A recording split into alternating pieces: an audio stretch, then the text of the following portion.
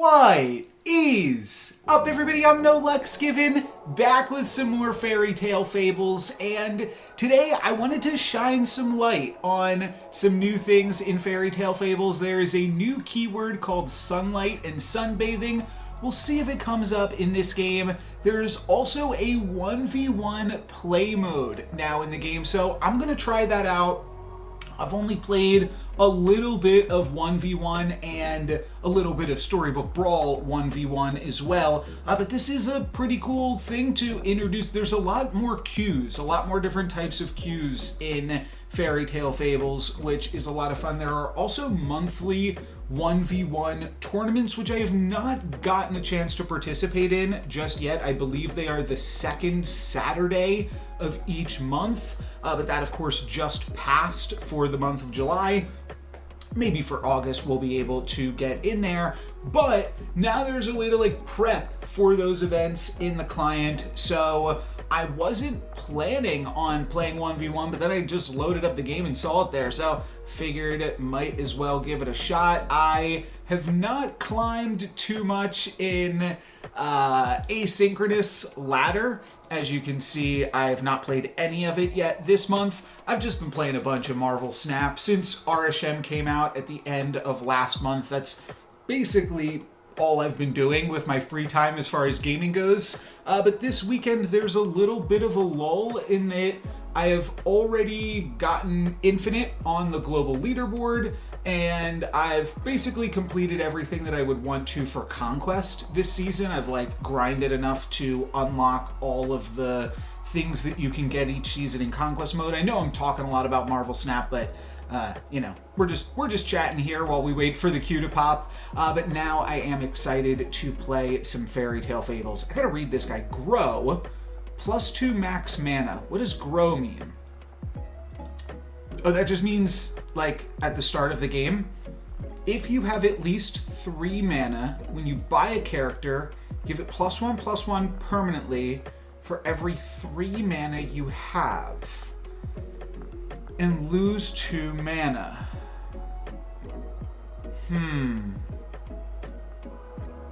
That's interesting. So it's a different way to use mana. Let's just take... No, let's take this. I think that it's actually pretty good. I think that I could have seen taking Gwen as well. Wait, grow. Oh, so at the start of the game you don't get any of that. Okay, fair enough, and we are playing up against Wiggity. Right, that's what grow means. I think that Tracking Dog is probably fine just to ensure that we get some ties on these early fights.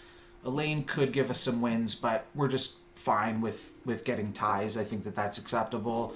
But yeah, I'm looking to play some other games over the weekend, and Fairy Tale Fables is one that I've not played in a few weeks. So let's give it a shot here in this one. Get the tie, easy enough. Could go for another tie or a small imp. Yeah, I mean, I think that makes a lot of sense. And short sword to round her out seems good as well. I don't think I would have picked up the gold laying goose. So it's interesting because we are definitely the tempo, we're the beatdown, right? We want to use our tempo-based hero power to overcome our opponent here. But yeah, I think I will take a pair of small imps. This definitely pushes us more in the tempo realm, because so my opponent has a better hero power than us that will eventually take over. And I basically want to, tempo hero powers I do think are quite good in duels. Now we get to hit them for 5, and we really want to bring on this Pain here. So we'll see what we can do. We can Snow White and then buy a short sword. I don't hate the grown-up Hansel. Cursed Rose is something that my opponent will be looking to pick up, so we might need to cut these tracking dogs. We could even cut them right now. And whatever we buy first is going to get +1/+1.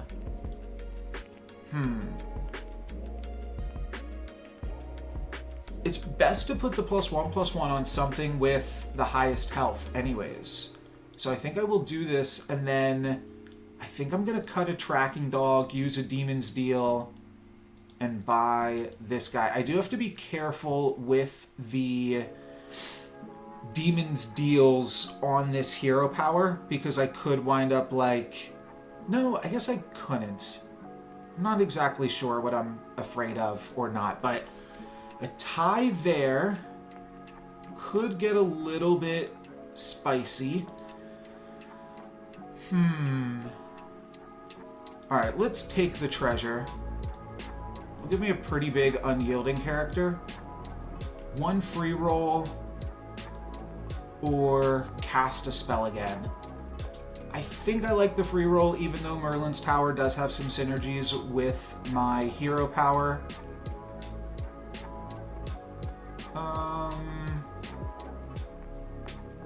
I think just a free roll is good, though Acolyte is also good. Alright, I'm gonna try Merlin's Tower then. So from there I pick Acolyte, I give it some sweet oranges, I roll, and then we're done. There is a pair of pirate gunners here though, that's kind of interesting. Alright. I think I maybe should have locked for a pair. Especially because I could have used my hero power on a ranged character. Okay, this isn't the scariest thing that I thought it was for a second. I don't think my opponent used one of their treasures correctly there, though, so things can still definitely get worse for me. Yeah, putting the buff on Rapunzel's Prince is probably a good start to the turn. It's not that powerful just yet, though. And then probably taking another Rapunzel's Prince for the pair off is fine. Switch these around so this is getting the double buff. Do I want to Blizzard? Can't really come up with a reason not to. It pumps up the Acolyte. Speaking of pumping up the Acolyte, yeah, those are probably good things to do. Actually, this is probably a good thing to do, pumping up the small imp with this. And this honestly could be better, but I'm going to leave it on the Acolyte for now. Okay, Blizzard taking out both of those board farm boys is a pretty solid start, and got enough to grab the tie there. My opponent potentially growing out of control with the food. Turn a character evil and give it +2 attack permanently. Oh, you can cast it on wizards. I didn't know that. Oh, and here's the sunflower. Doesn't work with anything that I currently have going, so not going to go for it. We do get to double cast a spell. So that is interesting.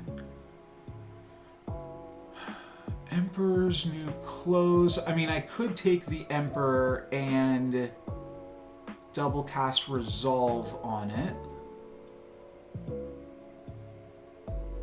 Selling out of these short swords. I think I'd actually just sell out of Snow White. And one short sword.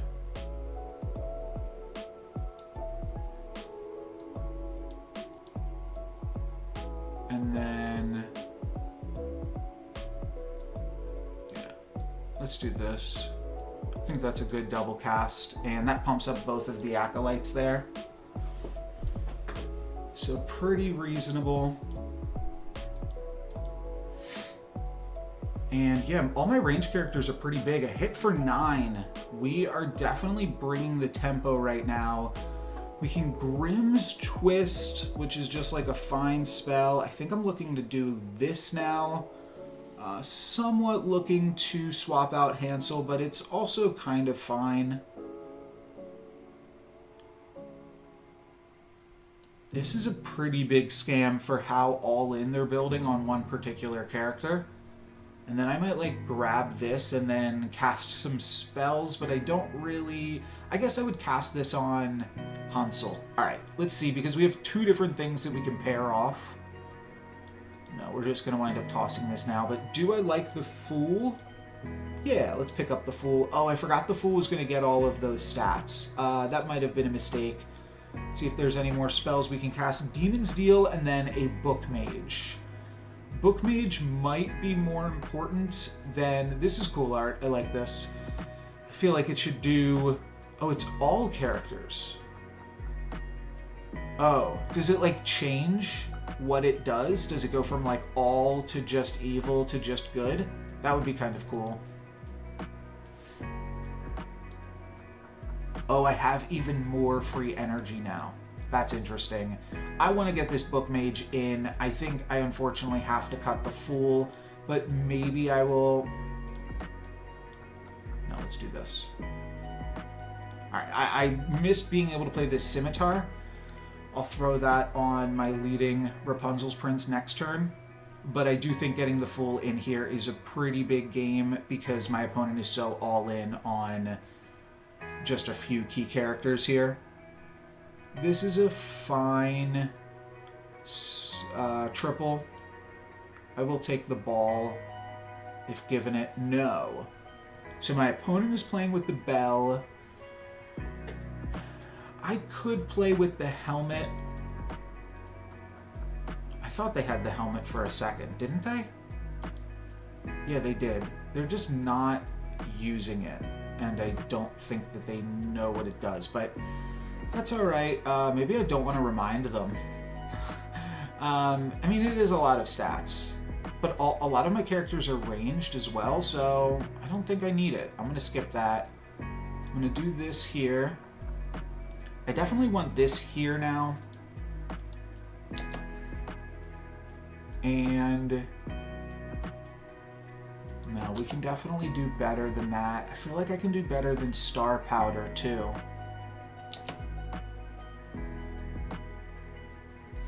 This is a double cast and might just ensure that we win this turn. That seems like a pretty big game. That's got to be good for me. And then do I want to go for the wooden tower shield selling out of a short sword? I don't think so. I think I'm... Ooh, another scimitar. Great. Great, great, great. Okay, so we're pushing for the win right here, right now. Let's see if we can get it. That's kind of what I was talking about like tempo being super important. And we see my opponent kind of battling for tempo here as well. Do they realize, though, that they're about to die and that they need to start making use of the helmet? No. They are going for it. They are going to get zapped. And with that, we are going to get the win. So there is a little Storybook Brawl 1v1 for you. Or, sorry, there's a little Fairy Tale Fables 1v1 for you. I don't normally make that slip. But, yeah, I am excited that we have a 1v1 queue in the client now. And I'm definitely interested in jamming on some of that game mode. It is only synchronous, because you need to have another opponent to play live with you. And when you are playing live, there's a lot of other things that are like really interesting in the game in terms of like playing around your opponent's specific board, right? Like we picked up the Fool because they were going all in on a few big key characters. So I think that stuff like that is just really cool. And here you can see how like the strength of, I don't even know what this character is called. Scheherazade. Scheherazade? Is that what they're going for? I decided to give another game a shot here, and while I generally like the Fisher King, I think it's gotta be Bearskin. Sisyphus would be pretty solid, realistically, in this game mode, though you do tie a lot too. And Bearskin doesn't have any opening attack. That kind of stinks, but I think we can make do with just the grow ability and the actual hero power. And I think that Hercules is probably worse than Sisyphus. Like, doing less more often is probably better, just because you don't get that crazy in this mode regardless. And then here I could go hot potato, small imp, probably locking onto short sword here. So let's cycle through the potato, buy this, sweet oranges here, and lock onto the short sword, even though I don't really like the rest of what's going on here. My opponent also on bearskin, I think. Unless I'm battling up against myself somehow. No, that's gotta just be a bug. Well, we'll find out. That would be so funny if I was just playing up against myself. No, we were playing up against our Canellus. And yeah, we actually get the points. We get damage onto them. Getting a Smiling Sprout is really good. I was also going to say Elaine is a pretty good character in this matchup. Yeah, I mean, we just do this. Do we just do this?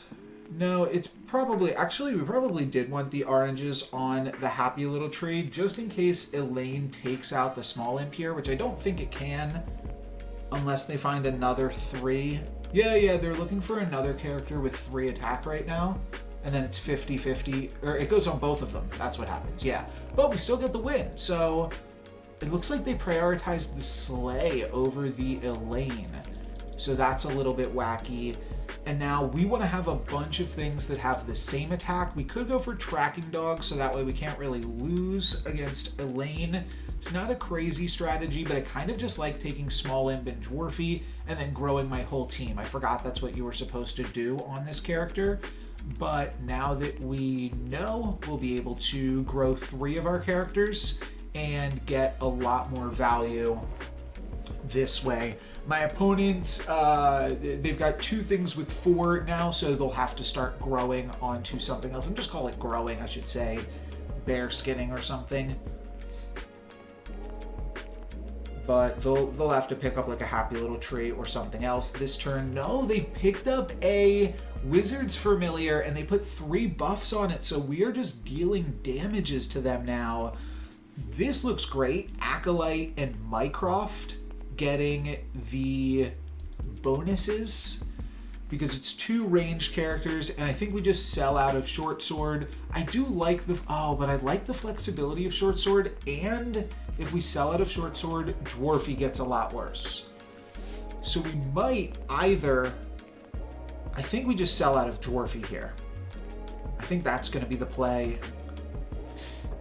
Yeah. And we can just do like this. That's totally fine. Yeah, it just wouldn't make sense. The short sword can do a lot on this hero because you can more easily manipulate how many of your characters can get the bearskin bonus. And if we're selling out the short sword, we also lose the dwarfy anyway. So this was good. We stayed damaging our opponent down to 14. I think I'm going to want to keep this tempo up as much as possible. Yeah, like here I can pick up Elaine or Chameleon, put the short sword on it, and then kind of crushing it. And I might take an Armored Egg. Again, just like a lot of ranged characters, pretty solid. Do I want to go for Chameleon or Elaine? Let's just go for Elaine. I think that this is fine. And then do I actually want to take the Armored Egg? Or do I want to go Curved Sword plus Chameleon? It's not crazy. It's actually really not crazy.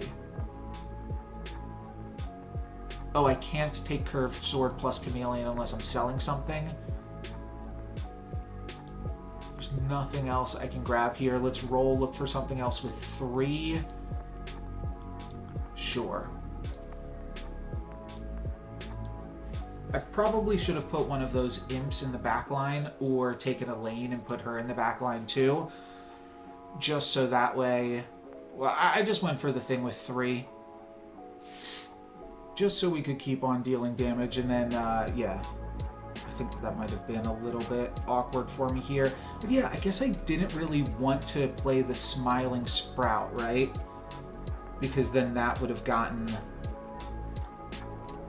the buff. So now I move this off of this and over here, and then I've got 3 4s. So this is the play now. I can pick up another 4 in the form of young Fluff Fluff. Fluff is also scaling, so that's cool. If I cast another spell, Acolyte is never getting the bearskin buff, but that might be fine.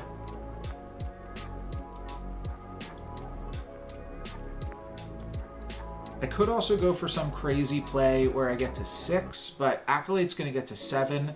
So I feel like I just put this spell onto Acolyte and just send it, and then I guess it's just better to play this one because it will get the buff. Do I ever just do this? Yeah, these get the buffs in your hand, so might as well just keep them in hand here.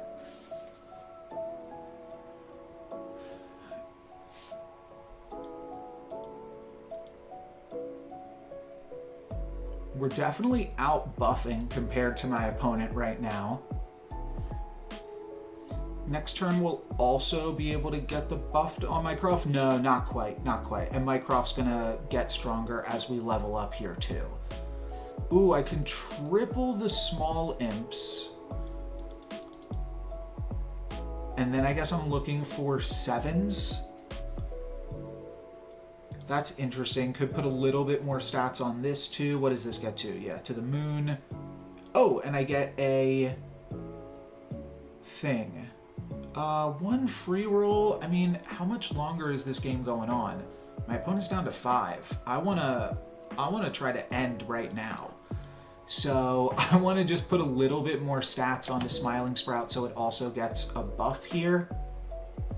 Or to put a bunch more stats on it so that it puts the buffs on these two. That could also be good. I think I can roll just a little bit more though.